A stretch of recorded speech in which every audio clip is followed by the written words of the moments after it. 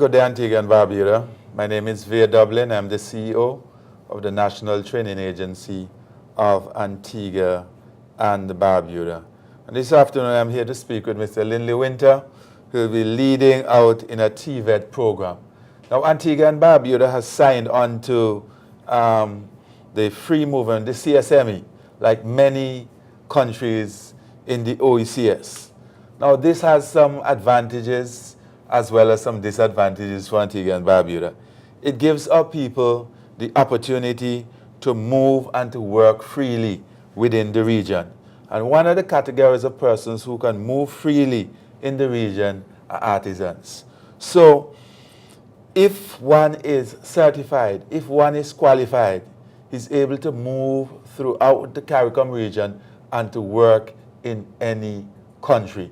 Now we know some countries have already gone ahead, like Jamaica, Trinidad and Tobago, Barbados, St. Lucia, Grenada. They have programs in place to certify their artisans. So they're able to work in their own country, and certification make them more productive, and they're able to move throughout the region to work in any country where their skills are needed. Mr. Winter, in Antigua and Barbuda, what are we doing in order to certify our people? I understand that you have a new program that you're bringing on stream. Well, indeed, and thanks, Veer. The government of Antigua and Barbuda has collaborated with the Petrocarib Antigua Limited to put together this program called the Enterprise Achievement Challenge, or E.A.C.H. And that is a skills transfer program geared towards young people between the ages of 16 to 35 years.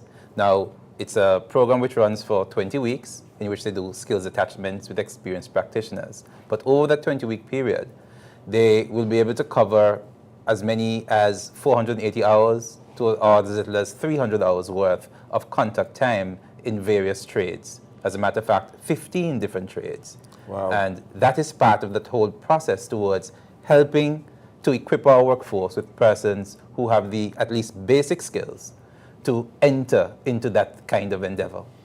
Okay, so these folks will not be necessary in a classroom. No. They'll be right on the job site with the master tradesman. That's right. Okay. But there's also a class session dimension, of course, right?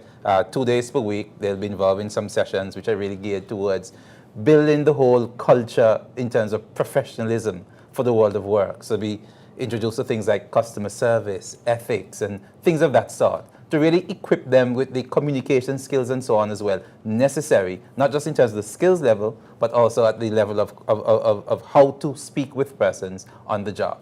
Okay. Could you give us an idea of some of the courses, a list? You said 15. Give us an idea of some of the courses.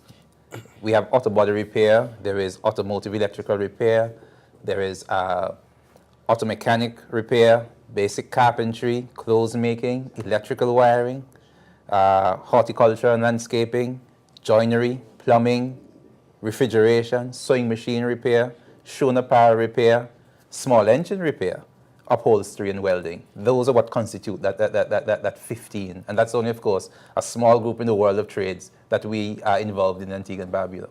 Right, and this is quite significant. I hope, however, that we at the National Training Agency will be able to work with you in order to expose these young people to a level of training where they could get level 1 qualification in terms of the CVQ. If we are able to put all the occupational standards before the practitioners, they're able to use these, have the necessary facilities, the trainees might be able to leave the program, so long as they're qualified, with what we call an NVQ in the first instance, and that could be transferred later on to a CVQ, CARICOM Vocational Qualification Certificate, which would allow them to practice in Antigua and subsequently to move throughout the region to practice their trade. What's the requirement for a person who wants to enter that program, Mr. Winter? The requirement is that the program really targets persons who are low skilled to no skilled. We want to give them something to make them more marketable. So when you go out to search for a job, that whole job prospecting activity hopefully will be a bit easier for them. So finishing the program, they will leave with some basic skills to make them employable in one of these trades, one would hope. That's one. The other thing too, in terms of target, it's really a youth-driven program, as you can appreciate, 16 years to 35 years of old, years old. So we're targeting persons in that community of youth in the entire society. And by doing this, really, again, giving a fillip, a springboard to that whole effort to make that whole environment of work, in particular in the areas of technical vocation, much more to the benefit of the society and economy. I like that. This morning I was speaking to two young ladies.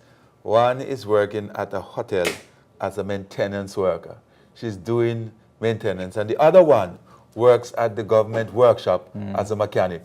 Do you have any bias against females coming into your program? Absolutely none. It is, all the courses are open for persons of all gender. What we want are people with the right attitude, right, who can therefore be able to be sustained for the entire program. And it's important to mention this because applications will close on the 20th of November. Okay. And then there is a selection process in which applications will go through a vetting period from an oversight committee, which comprises a representative from the Ministry of Labor, a representative from the Ministry of Trade, a representative from the Ministry of Finance, and a representative from the funding agency, the primary funding agency, which is the PDV Carib Antigua Limited.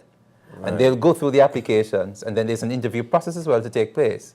And so the whole idea of being able to select the right candidates, people who have the right attitudes, not just wanting, but demonstrating by way of that interview process, that they're really ready for this kind of activity. And not only that, the participants will benefit from a weekly stipend. And that stipend is given on the basis of performance because there'll be set targets because they have to be assessed week to week and so forth. And once they demonstrate that they're able to meet those targets and demonstrate that they have the kind of discipline and so forth necessary to be retained in the program, then, of course, they'll be able to complete the entire course. Right. I like the program. The program extends to persons where they are. If you meet the requirements and you would have finished primary school, you're able to access it. If you're interested and you would have left secondary school or college, there's no one that is excluded from Absolutely the program. Not. The primary thing is giving people the opportunity to develop skills which have benefit to the economy.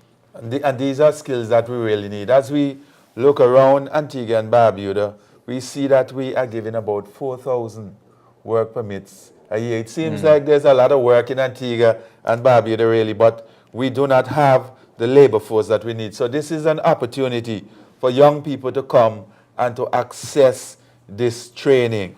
If we didn't have any persons with the various skills, the electrical wiring, the plumbing, the refrigeration, we need persons to apply for these areas so that they may be able to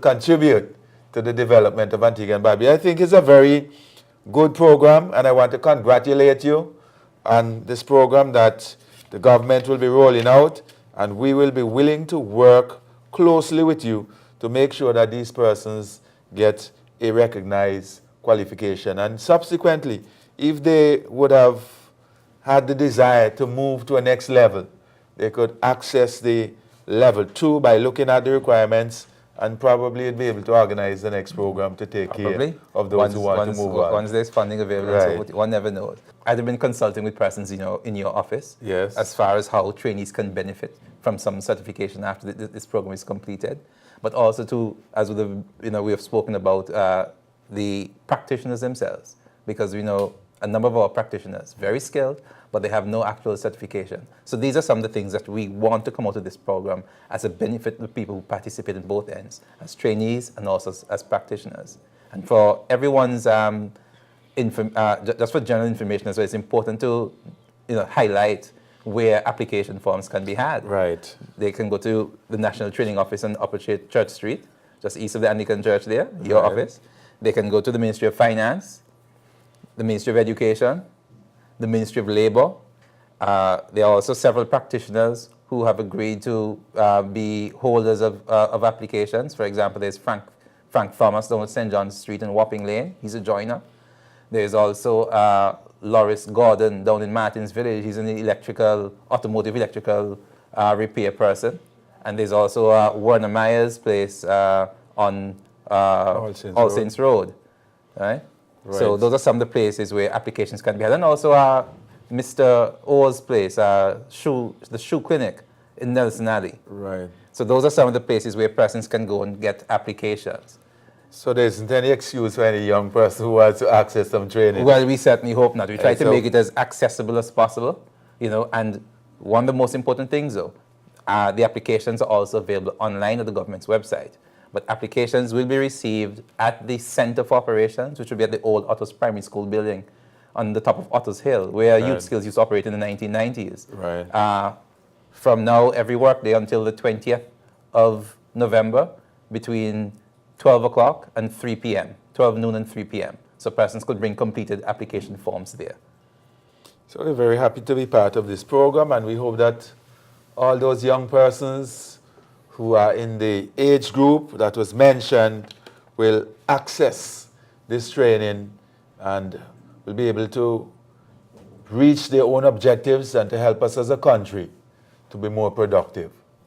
Thank you very much, Mr. Winter. Any final Thank you word? as well. Well, certainly we want to give an encouragement to everyone who have the desire to apply, because that's the first way into the door, to apply, so that when the vetting process is taking place by the oversight committee, that hopefully they'll have a chance. The target would be just under 100 persons, and we really hope that we'll make a big cut, or dent, so to speak, into the training market for persons in the community, because we have other institutions which do similar things, but there's a whole lot of persons out there who we still need to give that push to. Right.